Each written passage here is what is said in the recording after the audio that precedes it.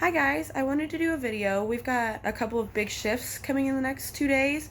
The first one is Venus is going to move into Aquarius on the 20th. It's going to be early in the morning, depending on your time zone. I think it may even be on the 19th, but I'm not sure on that one. Aquarius love is very untraditional. It's a big freedom to be your own self type of love, whereas, traditional Venus themes are romance and intimacy. Venus in Aquarius is more concerned with the friend basis first, the having fun, the knowing each other, that kind of thing. What's interesting to me about Aquarius energy is it's also concerned with the community. So what this kind of says to me is, you can kind of detach yourself from the community. You can go out and do your work there and show your love, and then come home and kind of still be yourself. Venus in Aquarius is about nourishing your own little freak flag, your own little quirkiness that is you. So kind of explore those parts of you, what's unique, and then build your relationships on friend bases. Make sure you have the good connection there first. It will start squaring Uranus on the 22nd.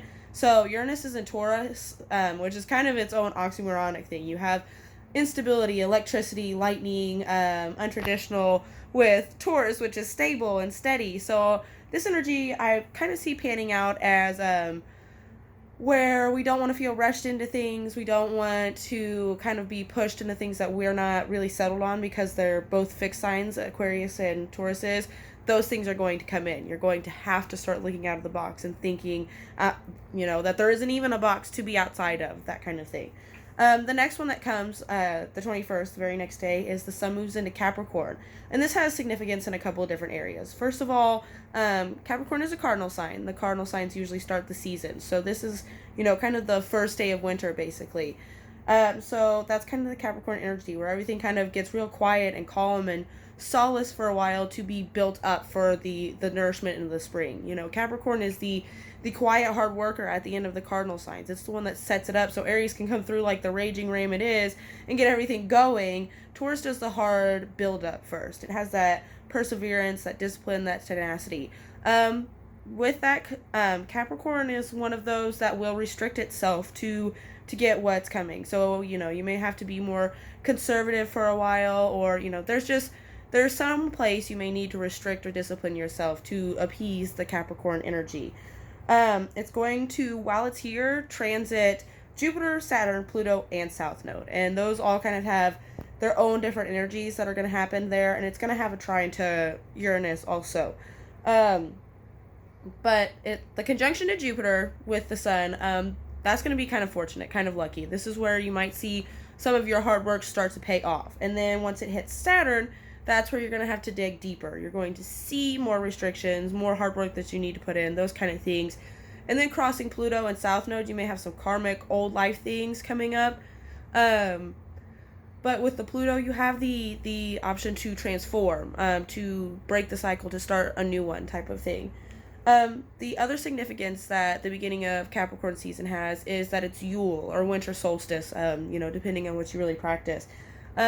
Everything that I've ever read and seen about this is about regeneration, renewal, kind of the new year, new me themes that come along with the new year. This is kind of the beginning of that, starting to think, what do I want to take into the new year? Reflect on what's happened in the past year, what you've learned, those kind of things, and then release them, which is kind of cool because this actually comes during a Scorpio moon, which is, again, that Scorpio energy, Pluto energy of transformation, breaking an old cycle and starting a new one. Good ways to do this, kind of make sure you take some time to really meditate, or if that's not your thing, sit by yourself, some quiet reflection time.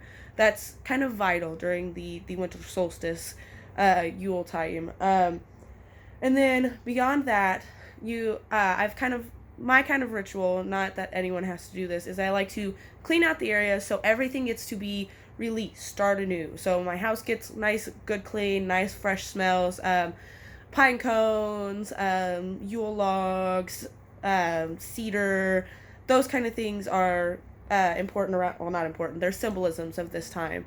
And then another good one to do after you've taken this time to reflect and get rid of and release, now celebrate. Do a big feast and have some good time with the people that you consider family. And that I wanted to bring up with that is with Cancer North Node that we've had for a while now.